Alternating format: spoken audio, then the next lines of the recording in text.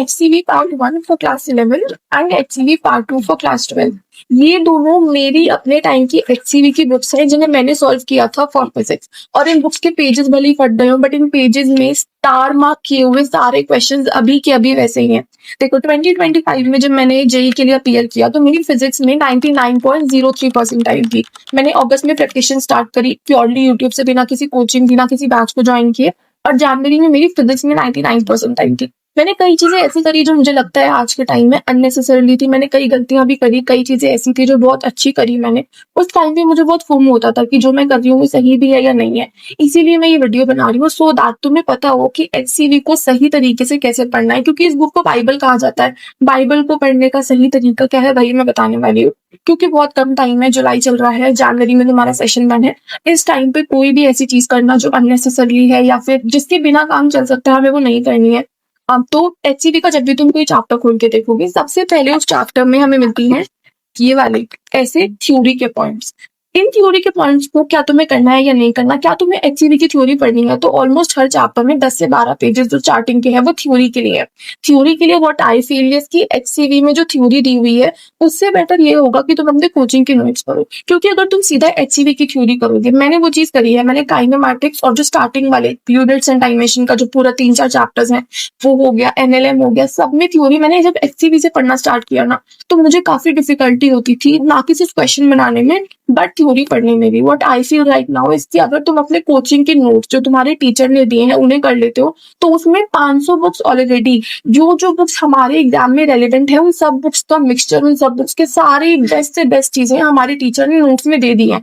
तो ज्यादा बेटर यही होगा कि तुम HCV की थ्योरी पढ़ने से पहले अपने नोट्स को 3-4 बार रिवाइज कर लो, क्योंकि थ्योरी ऑलमोस्ट सब जगह सेम होती है। HCV में जो चीज बताएंगे वही तुम्हारे टीचर ने तुम्हें अपने नोट्स में बताई होगी। तो तुम्हारे लिए HCV की थ्योरी से बेटर यही होगा कि तुम अपने नोट्स को बार बार रिवाइज करो। क्योंकि मैंने यूट्यूब से प्रिपेयर किया था तो मैंने वन शॉट्स और जो लेक्चर्स के नोट्स लिए थे उन्हीं नोट्स को मैंने रिवाइज किया था एंड में आके। क्योंकि स्टार्टिंग में जब मैंने काइनेमैटिक्स वगैरह इस बुक की थ्योरी से पढ़ा तो मुझे बहुत डिफिकल्टी होती थी चीजें समझने में, क्योंकि काफी डिफिकल्ट थ्योरी वर्ड जिसमें यूज किए गए हैं। नो डाउट बहुत अच्छी बुक है बट क्वेश्चन के पर्सपेक्टिव से अच्छी है। थ्योरी के लिए अगर तुम अपने नोट्स कर लेते हो वो इससे ज्यादा बेटर होगा। उसके बाद थ्योरी के बीच में ना कुछ सॉल्व एग्जाम्पल्स आते हैं तो मैंने वो भी किए थे स्टार्टिंग में। But what I feel is कि उन सॉल्व एग्जाम्पल को करना इस टाइम पे सही नहीं है। क्यों? क्योंकि वो एक्सपोनेंशियली नहीं बढ़ रहे। इसका क्या मतलब है आगे बताती हूँ। पहले ये वाली सुनो कि पहले हमने थ्योरी नहीं करनी ना हमें उसके बीच वाले सॉल्व एग्जाम्पल करने। सॉल्व एग्जाम्पल के बाद आते हैं हमारे पास कुछ सॉल्व एग्जाम्पल जो क्वेश्चन हैं। 15-20 क्वेश्चन दिए मैं सॉल्व एग्जाम्पल के, विच अगेन आई फील कि तुम्हें वो भी नहीं करना है इस टाइम पे। तो हमें करना क्या है राइट नाउ, आई फील कि सबसे पहले तो PYQs कर लो। PYQs अपने नोट्स, कोचिंग के क्वेश्चन सब करने के बाद जब तुम्हें HCV सॉल्व करनी है ना तो HCV में सबसे इंपॉर्टेंट चीज है इसके ऑब्जेक्टिव्स, ऑब्जेक्टिव 1, ऑब्जेक्टिव 2 और जो हमारी एक्सरसाइज वाले क्वेश्चन है। क्योंकि ये दोनों चीजें जो है ऑब्जेक्टिव 1 और 2 में सबसे अच्छी चीज है कि वो बहुत कॉन्सेप्ट बेस्ड है। उनमें क्वेश्चन बहुत ओरली सॉल्व हो जाएंगे, तुमने भी क्वेश्चन देखे होंगे, बहुत इजीली सॉल्व हो जाते हैं, वो टक टक बनते हैं।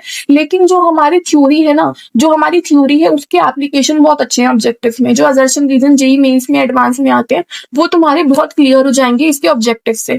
दूसरी चीज हमारी एक्सरसाइजेस। एक्सरसाइजेस में जो क्वेश्चन है वो एक्सपोनेंशियली बढ़ रहे हैं। पहले वो धीरे धीरे easy question, formula based question होते हैं, फिर वो मेंस को टच करते हैं और फिर वो सीधा एडवांस पे जाते हैं। कई क्वेश्चन ऐसे होते हैं जो HCV में एडवांस से उठाए जाते हैं। तो इसीलिए हमें जो हमारी HCV की जो एक्सरसाइजेस है उन्हें एक्सपोनेंशियली सॉल्व करना है क्वेश्चन नंबर 1 से लेके लास्ट क्वेश्चन तक। क्योंकि हमारी डिफिकल्टी बढ़ती जा रही है तो तुम्हें वहीं से स्टार्ट करना है।